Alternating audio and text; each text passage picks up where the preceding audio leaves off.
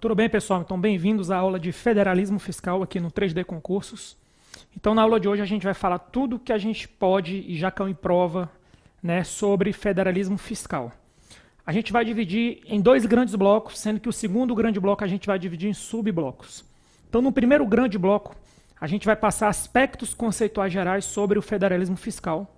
E aí, no segundo bloco, grande bloco, a gente vai tratar sobre questões específicas do federalismo fiscal no Brasil, que é o que as provas gostam de cobrar, certo? E aí, nesse segundo grande bloco, a gente vai ter alguns subtemas, e aí é só nos assistir na sequência que você vai ver como é que vai ser construído isso. Mas agora é o bloco de conceitos gerais. Então, primeira coisa, o que é o federalismo fiscal? Federalismo fiscal. Então, o federalismo fiscal ele pode ser entendido como uma técnica administrativa. Ele pode ser entendido como uma técnica administrativa. Pode ser entendido como uma técnica administrativa.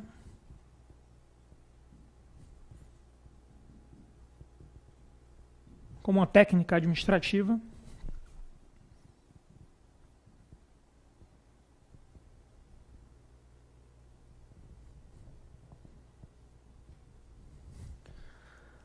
Aplicável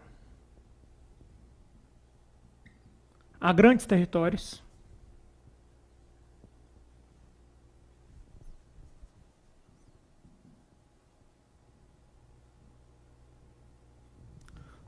com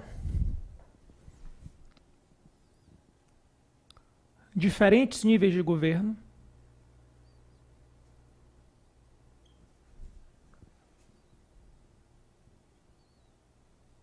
diferentes níveis de governo,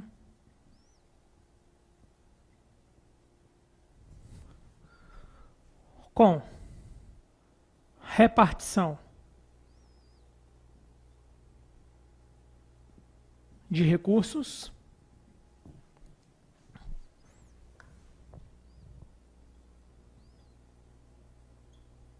e encargos. Então, daria para a gente dizer isso, que o federalismo fiscal pode ser entendido como uma técnica administrativa aplicável a grandes territórios, com diferentes níveis de governo, com repartição de recursos e encargos. Ou seja, para você ter um federalismo fiscal, você tem que ter níveis de governo.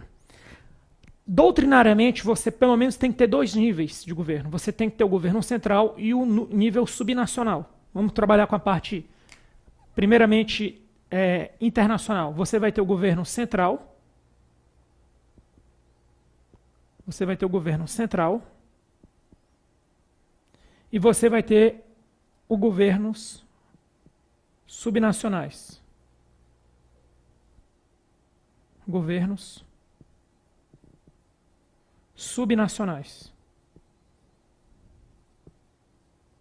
Nos governos subnacionais, no caso do Brasil, agora estou colocando no Brasil, você vai ter um nível regional,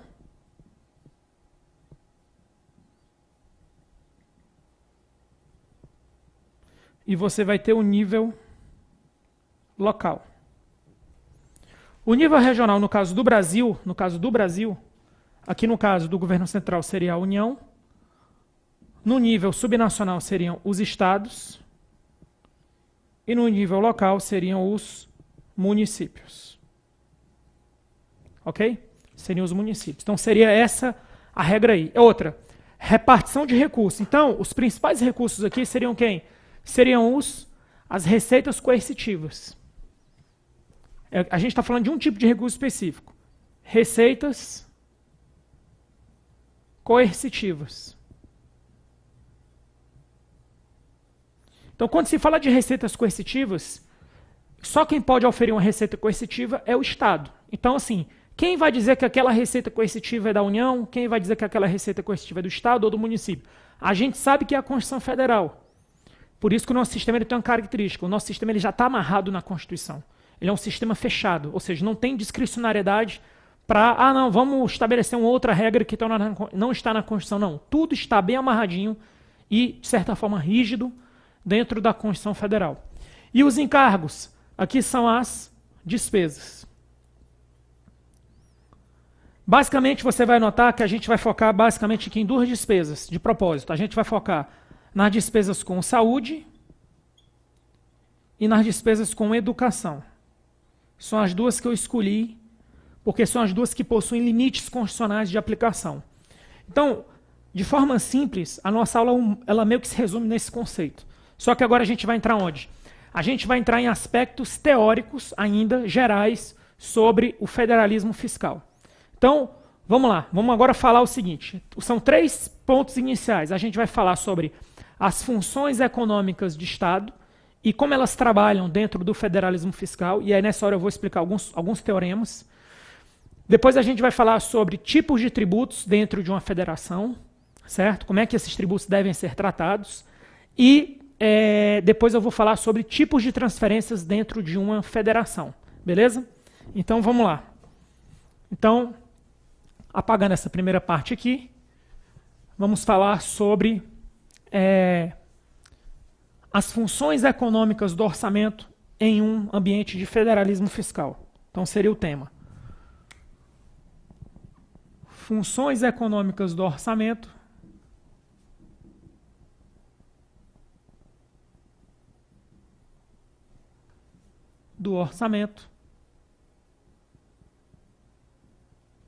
em um ambiente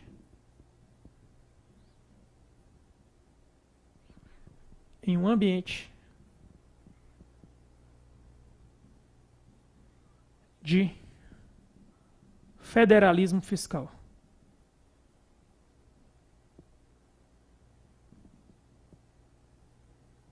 Então, como é que funciona isso aí? A gente sabe que tem as 3 funções. A gente tem a função alocativa, a gente tem a função distributiva e a gente tem a função estabilizadora.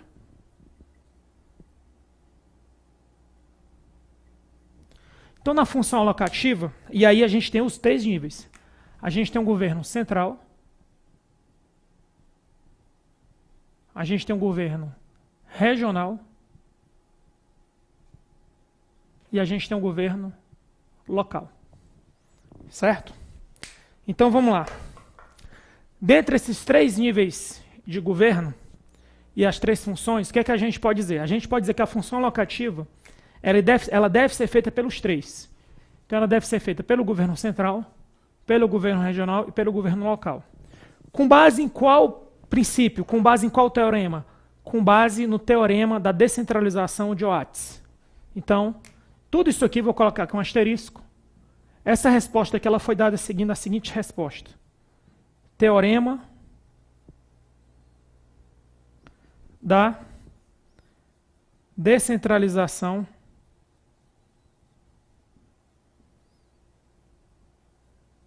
de Oates. Ou seja, o teorema da descentralização parte da premissa. Quanto mais próximo o governo do cidadão, mais fácil ele vai conseguir identificar as preferências do cidadão. Então, quanto mais próximo do cidadão,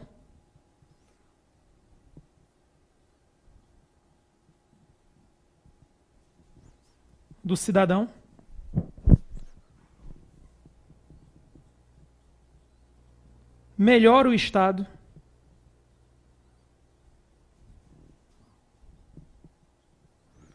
identifica as preferências individuais.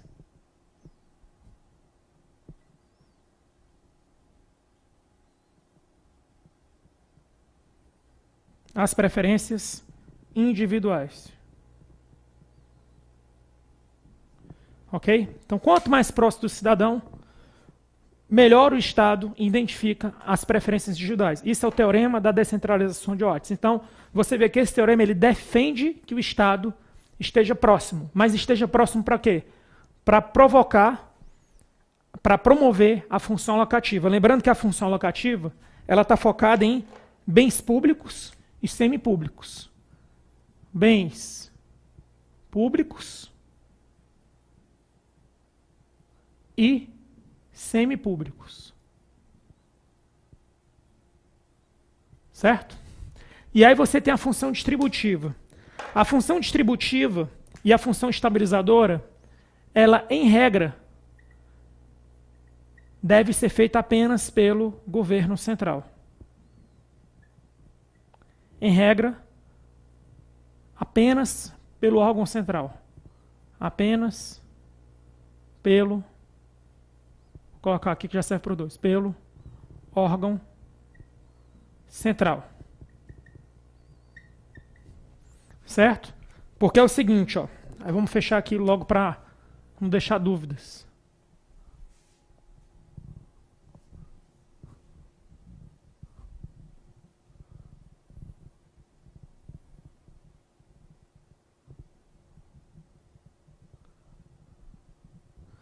Já a função distributiva estabilizadora, em regra, não deve ser feita pelo nível local e regional.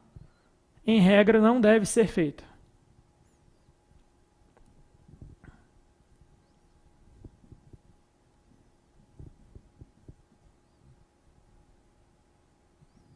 E aí tem uma explicação para isso.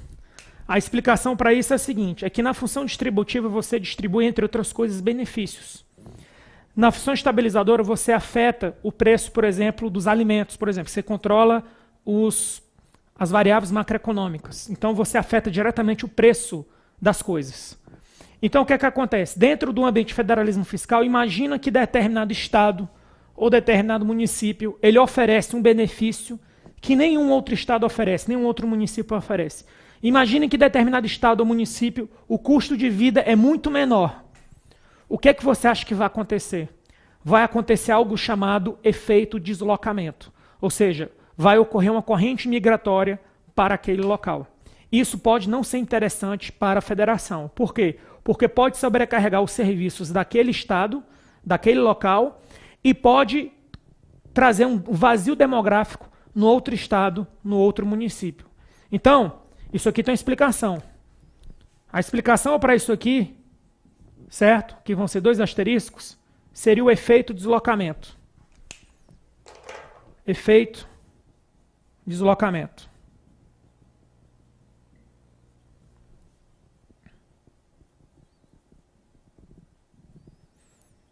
Então, o efeito deslocamento ele é ruim para os dois lados. Ele é ruim porque ele gera excesso de demanda em um local que não estava preparado e ele causa um vazio demográfico no outro, gerando, por exemplo, escassez de mão de obra. Também é ruim para a economia, é ruim para o desenvolvimento de um país como um todo. Então, por isso que é interessante que a função distributiva e estabilizadora seja feita, em regra, apenas pelo órgão central. E aí tem a ver com outro teorema, isso aqui também, que é o teorema de Thibault.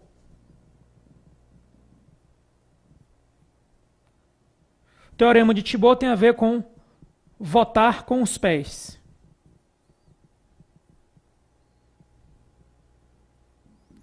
O que quer dizer votar com os pés? Quer dizer que a população ela vai buscar, caminhar, se deslocar para aquelas regiões, para aqueles governantes onde ela acha que ela está pagando os impostos de forma justa e está recebendo os benefícios em troca de forma justa. Então isso aqui tem a ver com essa questão do deslocamento. Votar com os pés quer dizer os cidadãos vão escolher governantes ou vão buscar governantes, porque pode ser que não tenha na região que ele esteja, ele vai buscar pelo voto ou vai buscar pelo deslocamento, ele vai escolher governantes que estejam proporcionando, no caso, cobrando impostos dele e que estejam trazendo o retorno que eles acham justo pelos impostos que eles pagam, beleza? Então esse é o primeiro aspecto. Eu vou apagar isso aqui e a gente vai partir agora para o segundo aspecto, que é a questão dos tipos de tributos dentro de uma federação. Então vamos lá. Então, mesma coisa. A gente primeiro falou das funções, agora a gente vai falar de alguns tipos de tributos, algumas características, certo? Então, por exemplo, basicamente é isso, tributos. Tributos. Receitas. Existem, basicamente, 2 tipos de tributos. tributos que deveriam doutrinariamente ser cobrados, doutrinariamente, não o que acontece no Brasil, depois a gente entra no Brasil. Existem tributos que doutrinariamente deveriam ser cobrados apenas pelo governo central. Tributos, só tributos.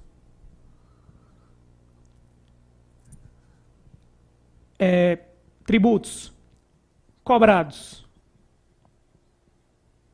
pelo governo central.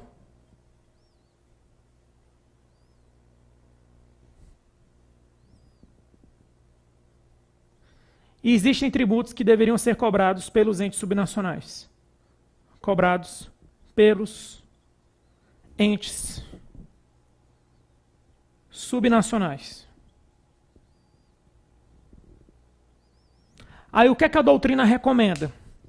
Tributos que tenham uma alta mobilidade, que possam causar mobilidade de pessoas, devem ser cobrados pelo governo central. Então, tributos que possam gerar mobilidades, tributos que possam desencadear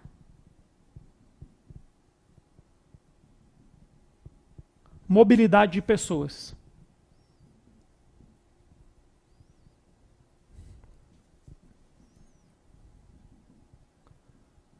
E geralmente aqui, pelos entes subnacionais, basicamente aqui a gente teria as taxas e preços públicos. Taxas, vamos colocar o termo correto, apenas taxas.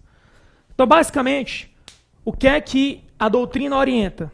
E aqui pode ser pessoas físicas ou jurídicas.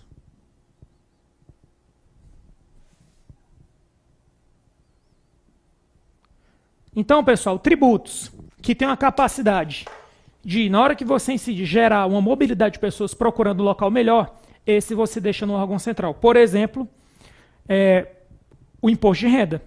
Se determinado estado tivesse um imposto de renda menor que outro estado, com certeza algumas pessoas iam buscar emprego no estado que tivesse menor imposto de renda.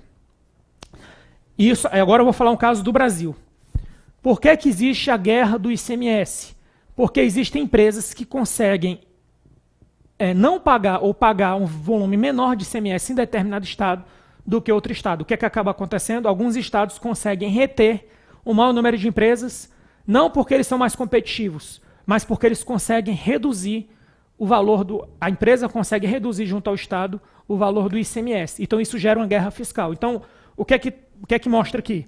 Qualquer imposto que tenha a propensão de gerar uma guerra fiscal, ele deve ser cobrado pelo órgão central.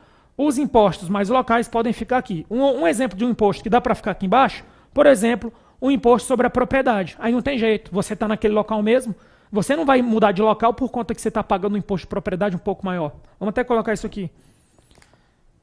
Um exemplo de um imposto dá para ficar aqui, ó. Imposto sobre a propriedade.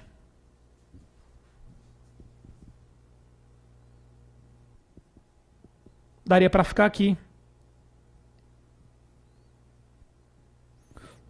Os impostos sobre veículos, daria para ficar aqui.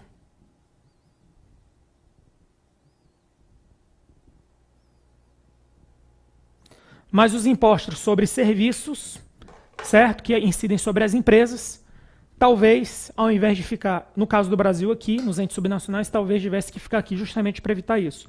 Então esse é o segundo aspecto mais importante em termos de federalismo fiscal. A gente viu o conceito, a gente viu o impacto das funções, como se trabalhar as funções econômicas do orçamento em um ambiente de federalismo fiscal, e a gente viu agora, terceiro, né, como funcionam os tipos de tributos dentro de um ambiente de federalismo fiscal. E o último item, para a gente encerrar essa primeira parte, seria os tipos de transferência dentro de um sistema de federalismo fiscal. Então a gente vai falar agora sobre transferências. Então vamos lá. Tipos de transferências.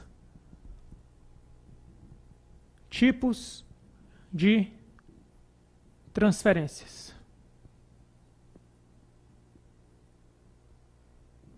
Então, o primeiro tipo de transferência, basicamente a gente vai ter dois grupos. As transferências condicionais e as transferências incondicionais.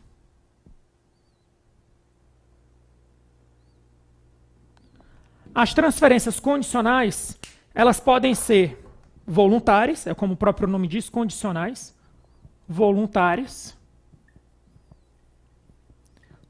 Podem exigir contraprestação.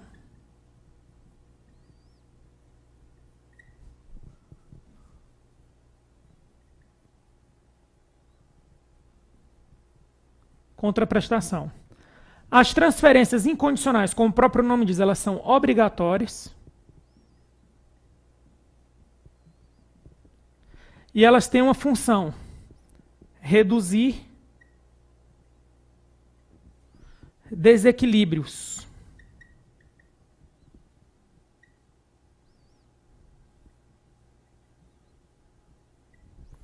Então, ela visa reduzir desequilíbrios entre os entes da federação. Entre os entes. Então, no sistema de federalismo fiscal, você vai ter dentro dele um sistema de transferência. Você basicamente vai ter essas duas. No Brasil, você tem isso? Tem. Você tem as transferências voluntárias, as transferências obrigatórias. Você tem as transferências constitucionais, legais, do Sistema Único de Saúde. E lembrando que o objetivo dessas transferências incondicionais, que são as obrigatórias, é reduzir, entre outras coisas, a desigualdade interregional. E como é que você reduz isso? Tentando equilibrar a distribuição do recurso. Porque, por exemplo, pode ser que determinada região arrecade mais imposto de renda, mas aí você quer compensar a arrecadação do imposto de renda mandando recursos para outra região que a arrecadação é baixa. Então você tenta redistribuir os recursos dentro da federação com o objetivo final de promover o desenvolvimento de toda a federação. Dentro de um federalismo fiscal, o objetivo final é promover o desenvolvimento do todo. Para eu desenvolver o todo, às vezes eu preciso tirar dinheiro, realocar dinheiro de uma região e jogar em outra região para tentar compensar esse desequilíbrio. E aí você pode usar critérios, isso é importante. Pode usar critérios. Pode usar critérios. Quais são os critérios que você pode usar? Você pode usar a população, você pode usar a desigualdade de renda, você pode usar a população, critério populacional, você pode usar a renda per capita.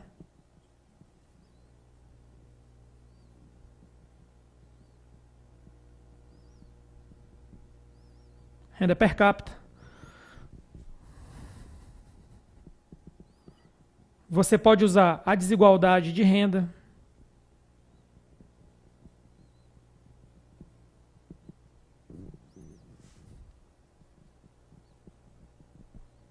Ok? Seria isso. O que a gente vai fazer agora? Vamos passar os slides, mas basicamente são esses 4 pontos: o conceito, o impacto das funções econômicas em um ambiente de federalismo, os tipos de tributos dentro de um ambiente de federalismo e como funciona um sistema de transferência dentro de um ambiente de federalismo. Vamos passar para o slide teórico e depois a gente faz uma questãozinha para arrematar isso aí. Então, aqui tem um conceito, é um sistema de leis, conceito, né, inicialmente, é um sistema de leis que dividem as responsabilidades públicas entre as diversas unidades, é uma técnica administrativa para territórios de grande porte. Você vai ter o nível central, regional e local, e divide receitas, despesas e encargos. De acordo com o teorema da descentralização de Watts, julga-se preferível a atribuição de encargos em níveis inferiores, que têm condições de melhor adaptação às preferências dos usuários. E aí, resumindo, é uma técnica administrativa, organização administrativa nacional, 3 níveis de governo, pelo menos 2, não precisa ter os 3, pode ser 2 em alguns casos, isso academicamente falando, livre negociação entre as partes para garantir um certo grau de autonomia, acumula um amplo leque de preferências, por quê? Porque você está mais próximo do cidadão, e estabelece regras para divisão de receitas, despesas e encargos e compromisso federativo, fornecimento de serviços públicos e infraestrutura em níveis semelhantes. Então você quer nivelar, e você quer nivelar por cima, você quer que todos os cidadãos, independente do local que ele esteja, tenham acesso ao mesmo tipo de serviço, ao mesmo tipo de benefício. E qual o desafio? Equilibrar a capacidade de arrecadação, a distribuição de competências e responsabilidade de gasto. Esse é o grande segredo. É o desafio para chegar no sucesso. Agora, os 3 pontos principais. Eu já falei aqui, já resumi. Esse aqui eu já vou mais rápido. Está aqui, ó. Esse é o quadro dos slides que resume bem. Lembrando que tudo isso aqui também está no PDF. Sobre o sistema tributário. Aí vamos lá, ó. Alta mobilidade de arrecadação. Então o que é que fala aqui, ó? A adoção desses governos, a adoção desses tributos por governos subnacionais poderia implicar na indução dos deslocamentos interregionais de fatores de produção com custo de eficiência para o conjunto da federação. É justamente o que eu falei. Se você aumenta o imposto de renda apenas numa região, as pessoas daquela região vão sair e vão para outra região. Então você desloca as pessoas. Isso gera ineficiência e prejudica a federação como um todo. Um outro tributo que deve ser de competência do órgão central, base de arrecadação relevante distribuída irregularmente. Certo? Tributos incidentes sobre o comércio exterior, importações e exportações também devem ser do governo central. Por quê? Porque eles são instrumentos reguladores da balança comercial. E tributos de competência de governos subnacionais. Taxa, baixa mobilidade, a incidência. Tributos do tipo taxas, por serem serviços públicos prestados à comunidade. E sobre o sistema de transferências, né? Então você tem as transferências por cotas, certo? Elas são determinadas em dispositivos constitucionais, podem ter finalidade compensatória ou redistributiva, e elas podem estar associadas a um imposto específico. O exemplo clássico que a gente tem no Brasil, que a gente vai ver daqui a pouco, é o Fundo de Participação dos Estados e Municípios. Então essa daqui, ó, o exemplo clássico que entra aqui é o FPE e o FPM. Porque você vai ver que eles incidem, inclusive, em base de alguns impostos. E você tem as transferências por concessões. Então, as unidades transferidoras, que no caso é a União, dispõem autonomia para decidir o montante e os requisitos necessários. Isso aqui é justamente a voluntária. Tá? E estão vinculadas à execução de políticas setoriais. Dependem de acordos negociados, certo? Possuem natureza fiscal federativa, uma vez que não guardam relação direta com externalidades, compensação e redistribuição federativa. E, pessoal, para a gente fechar aqui, vamos fazer uma questão de reforço, só para dar uma azeitada. Então, aqui uma questão CESP, caiu no TRE Rio de Janeiro, e pergunta o seguinte: o federalismo fiscal constitui uma política contrária à centralização financeira e orçamentária. Gabarito, verdadeiro. Porque o federalismo fiscal, ele está focado aonde? No Teorema de Oates.